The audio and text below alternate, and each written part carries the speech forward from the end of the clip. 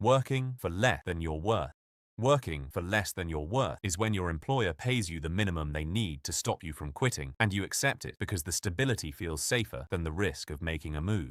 Many people fall into this because they were raised to believe that loyalty gets rewarded. You show up, you work hard, you wait, you earn a little more each year, and you call that progress. But most corporate pay structures are not built to reward loyalty. They are built to retain people at the lowest cost possible, and there is a significant difference between the two.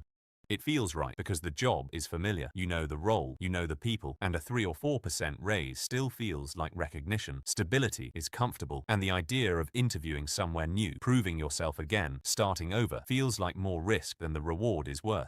It starts with one raise that barely clears inflation, then another, then 5 years pass, and your salary is still anchored to what you were paid when you joined, adjusted slightly upward year after year, while the market rate for someone with your current skills and experience has moved well past it.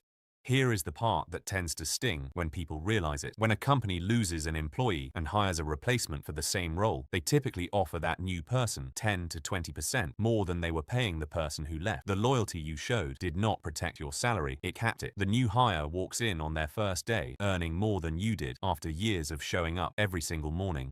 This was built into how most large organizations structure their compensation. Internal budgets for raises are set in advance and kept limited. Managers are measured on retention at the lowest cost, not on paying people what the market would pay them. There is no automatic mechanism to bring your pay in line with your actual market value, because doing so would cost the company more money than the current system requires.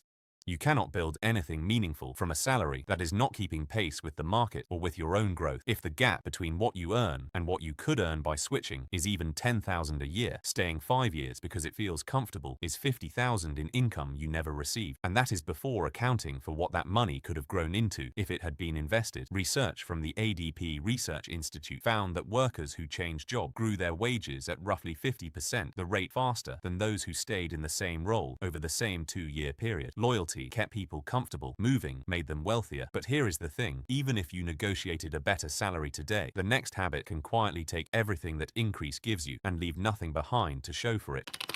Buying more than you can afford. Buying more than you can afford is when your income level becomes the permission slip for your spending level, usually starting with two decisions that shape everything else: your car and your home. Many people fall into this because monthly payments make expensive things feel manageable. You stop asking what something costs and start asking what the payment is. If the payment fits inside the month, you sign. That is the trick. The monthly number hides the real financial picture behind something that feels affordable. It feels right because the bank approved you, a mortgage offer, a lease deal, a car finance agreement. These feel like external confirmation that you can handle it. But a bank is not approving what is good for you. It is approving what it believes it can extract from you. And there is a meaningful difference between those two things.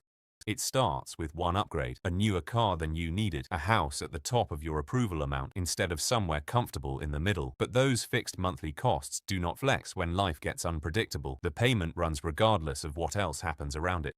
Financial planners generally advise keeping all car costs, including insurance and maintenance, below 15% of your annual income. Mortgage payments ideally below 28% of your gross monthly income. Most people have never heard either of those numbers, and lenders are not motivated to share them. A bank that profits from lending you more money is not your financial advisor.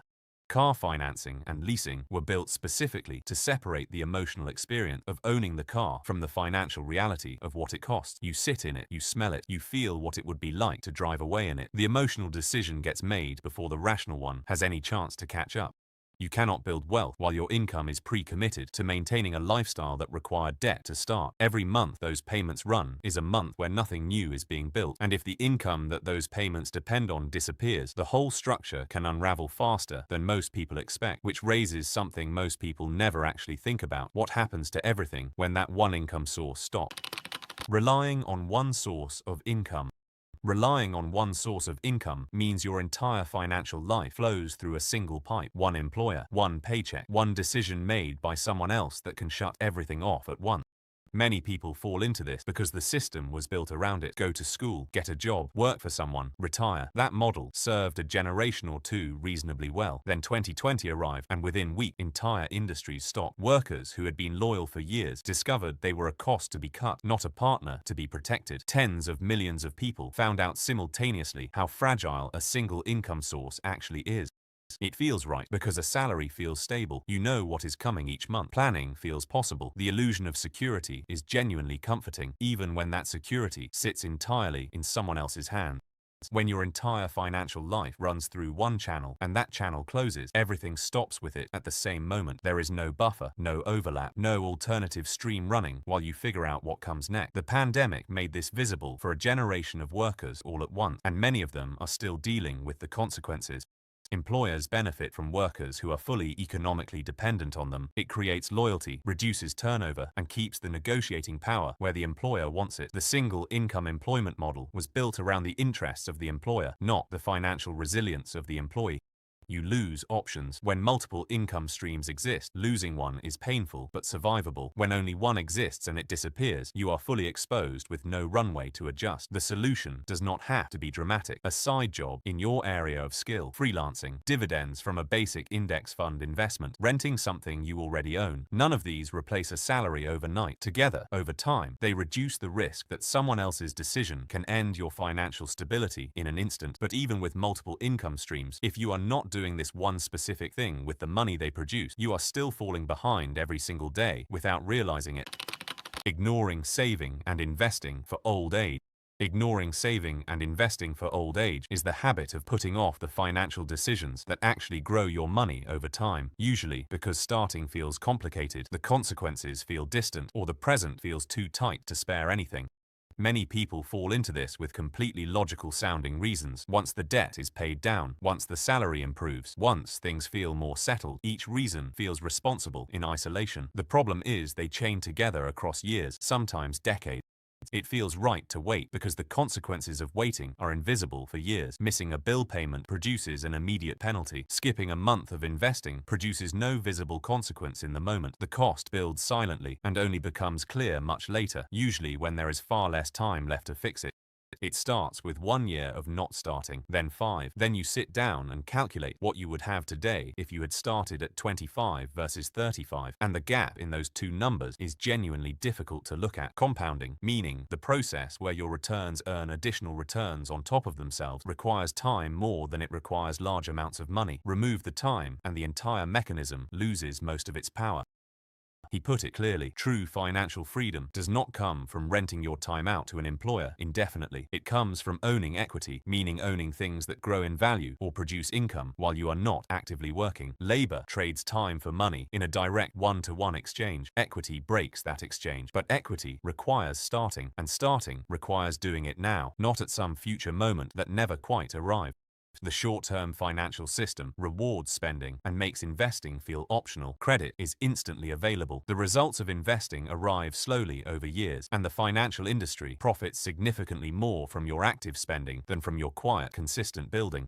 You lose time, which is the one ingredient in wealth building that cannot be bought back. A 25-year-old investing $300 a month into a simple index fund will, based on historical averages, end up with significantly more at 65 than a 40-year-old doing the exact same thing. The math does not care about the reasons for waiting, but even if you are saving and investing, the next habit can quietly drain the gap between what you earn and what you keep down to almost nothing.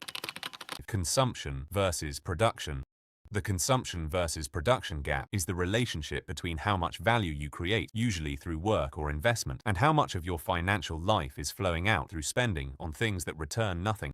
Many people fall into this imbalance gradually and invisibly. Income grows a little, spending adjusts to meet it, subscriptions pile up, the lifestyle expands in small ways that feel harmless individually. Nobody sits down and maps how much of what comes in is immediately cycling back out before it has a chance to become anything.